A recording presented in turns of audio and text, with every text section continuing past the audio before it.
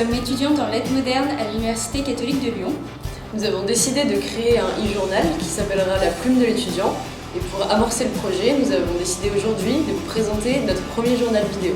Et nous accueillons pour ça Dominique Vinet, directrice du département de lettres modernes, et François Mercier, architecte et auteur de Voyage d'un chien amoureux. Quel est votre parcours professionnel ? Mon parcours, il est assez en zigzag. Bon, je suis architecte de formation classique, architecte des PSG. Ça, on disait ça n'existe plus les architectes des PSG, mais ça veut dire que j'étais à un certain âge. Et j'ai fait l'école d'architecture à Clermont-Ferrand, puis divers métiers dans l'architecture. J'ai construit, j'ai même été gérant d'une société de construction d'ossature-bois, j'ai fait de l'urbanisme, j'ai fait pas mal de choses. Et puis maintenant, retraite, donc c'est pour ça que je me mets à écrire. Justement, qu'est-ce qui vous a donné envie d'écrire alors que vous êtes architecte de formation ? Alors écrire, de toute façon, il faut savoir que les architectes, il ne faut pas que dessiner. À mes étudiants, je leur ai toujours dit qu'il fallait qu'ils soient à l'aise dans l'écriture autant que dans la parole, parce que je dirais qu'on dessine pour un tiers, on parle pour un tiers et on écrit pour un tiers à peu près, c'est à peu près ça. Alors, bien sûr, écrire, c'est pas écrire des ouvrages techniques nécessairement. Ici, c'est un désir de sortir, d'être surtout libre de dire ce que j'avais envie de dire. Donc l'écriture, elle est là comme une libération, un disque dur qui est avec des choses qui sont stockées depuis des années, et puis voilà, ça fait ça. Quel lien voyez-vous entre l'architecture et la littérature ? Alors, littérature, architecture, finalement, il n'y a pas tant de différence que ça. Quand vous rentrez dans un bâtiment, quelque part, il faut le lire, il faut l'habiter, il faut le prendre tel qu'il est, mais vous le retransformez. L'écriture, c'est pareil, c'est-à-dire le lecteur transforme ce qu'il lit à son usage en fonction de sa culture, en fonction de ses sentiments. Donc il n'y a pas une telle différence que ça, comme on voudrait bien le dire. Maintenant, écrire, c'est très instinctif et très rapide. Alors que l'architecture, il faut beaucoup de matériaux, il y a une mise en œuvre énorme, de l'argent, des réglementations très fortes. Écrire, c'est avec un bout de papier et un crayon, on écrit. L'architecture, on peut la dessiner, mais pour la construire, c'est beaucoup plus compliqué. Donc ce qui est intéressant, ce qui est agréable au niveau de l'écriture, c'est que c'est du direct, comme s'il y avait un câble branché directement du cerveau au papier.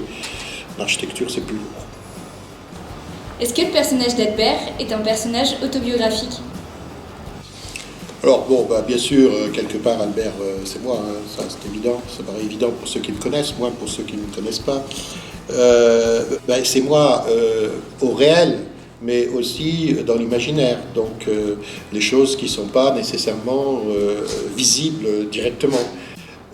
Pratiquement tout ce qu'il y a dans le livre, à 80%, sont des choses qui me sont arrivées, soit en réalité, soit en songe. Comment incluez-vous Lyon dans votre livre ? Alors, il y a un côté balade, j'essaie de faire promener mes personnages dans Lyon.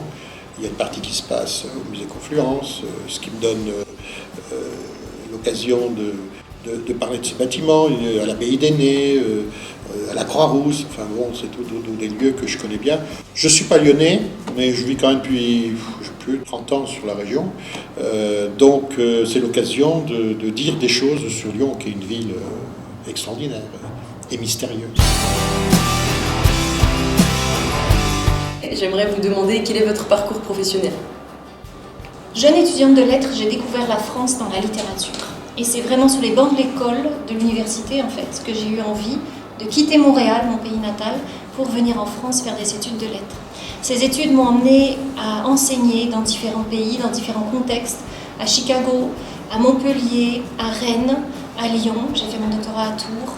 Et je pense que ce que m'a donné la littérature, c'est vraiment cette chance de découvrir la France, de m'y installer et d'y faire ma vie en littérature. Le département de lettres modernes a déjà des partenariats avec la plupart des grandes infrastructures de Lyon. Est-ce que vous avez l'intention d'en créer de nouveaux ou pas dans l'avenir ? Le plus important pour nous est de faire vivre les partenariats existants. Alors on a un très beau partenariat avec l'Opéra de Lyon qui nous amène et amène nos étudiants à voir tous les opéras de la saison. Nous a emmené également à créer une école du spectateur qui est en fait une grande salle de classe ouverte hors les murs qui accueille les spectateurs chaque mois pratiquement à l'opéra. On a un très joli partenariat avec les Célestins. Le but pour nous n'est pas de cumuler les partenariats comme on cumule les trésors, mais d'en faire quelque chose de beau. Nous avons développé avec le Théâtre des Célestins un projet de cahier pédagogique pour que les étudiants aident les enseignants qui sont appelés à venir avec leurs étudiants au théâtre. Donc un projet qui permet aux étudiants de faire des travaux d'approfondissement de pièces qui sont programmées l'année suivante. Nous avons un beau partenariat avec la Maison de la Danse, le Musée des Beaux-Arts, bientôt le Musée d'Art Contemporain. Nous pourrions développer des partenariats à l'infini, mais pour nous l'important c'est la vie. Un nouveau projet de loi concernant la valorisation de l'engagement étudiant est actuellement en train de voir le jour. Que pensez-vous de ce projet? Êtes-vous plutôt pour, plutôt contre? Quel est votre avis sur la question? Pour moi, l'engagement étudiant est en soi une initiative magnifique. Le fait de devoir donner des points ou pas de points pour l'engagement étudiant, à mon sens, est une question assez secondaire. Le plus important, à mon sens, étant que les étudiants trouvent vraiment leur chemin, se trouvent eux-mêmes à travers leurs études. Si ça passe par un engagement associatif ou autre, bien sûr, on en est ravis. Je crois que ce qui est important, c'est qu'on aide les étudiants à s'engager dans la mesure de leurs possibilités, dans la mesure de leurs talents, qu'on les accompagne, qu'on ne les lâche pas. Faut-il donner des crédits, des points pour l'engagement? Je dirais pourquoi pas, mais l'engagement lui-même est beaucoup plus important que 0,05 points de moyenne générale. L'important, c'est l'engagement. Si vous aviez un auteur à recommander à une première année de lettres modernes, quel serait-il? Alors je dirais aucun, surtout pas. Parce que si je donnais un seul auteur à étudier plus qu'un autre, je serais mauvaise joueuse. Donc surtout aucun. Je dirais à un étudiant de lettres de lire large, de lire beaucoup, de lire tout, de s'essayer au théâtre, de s'essayer dans le roman, à l'opéra, toutes époques confondues. L'important, c'est une faim immense, un goût de lecture, un goût de savoir, et toujours d'ancrer les lectures dans la vie. De toujours chercher du sens à travers les ouvrages, de ne jamais baisser les bras et d'être boulimique de lecture, comme Pantagruel. Un e-journal est en train d'être créé pour le département de lettres modernes, chose qui n'a jamais été faite avant. Qu'est-ce que vous pensez de cette initiative? Quel sera ce e-journal? Parlez-moi un peu. Ce e-journal donc, est une idée que l'on a eue avec une autre étudiante de lettres modernes. Il va être composé de 5 rubriques différentes, comme actualité, vie culturelle, que ce soit au sein de la fac ou au sein de Lyon, pour les étudiants et pour tout le monde d'ailleurs. Et ça va être vraiment un e-journal, participatif, c'est-à-dire que d'autres étudiants vont pouvoir se greffer sur le projet, aussi bien pour des articles ou pour des dessins, etc. Et à chaque numéro, nous allons interviewer une nouvelle personne, qu'il soit de l'université ou extérieure, pour pouvoir dresser son portrait sur le numéro. L'idée de créer un e-journal en lettres modernes me paraît formidable, et je vais vous dire pourquoi. Faire des études de lettres, c'est lire des textes, mais c'est aussi apprendre à écrire de beaux textes percutants. Le e-journal, le journal électronique, est certainement une bonne manière pour les étudiants d'aiguiser un petit peu leur plume, de s'essayer à une écriture qui n'est pas une écriture littéraire, de s'essayer à différents styles, différents genres. L'idée me paraît magnifique. Elle me paraît d'autant plus magnifique qu'on a un joli partenariat avec le comité olympique pour lequel on fait relire aux étudiants les épreuves avant publication.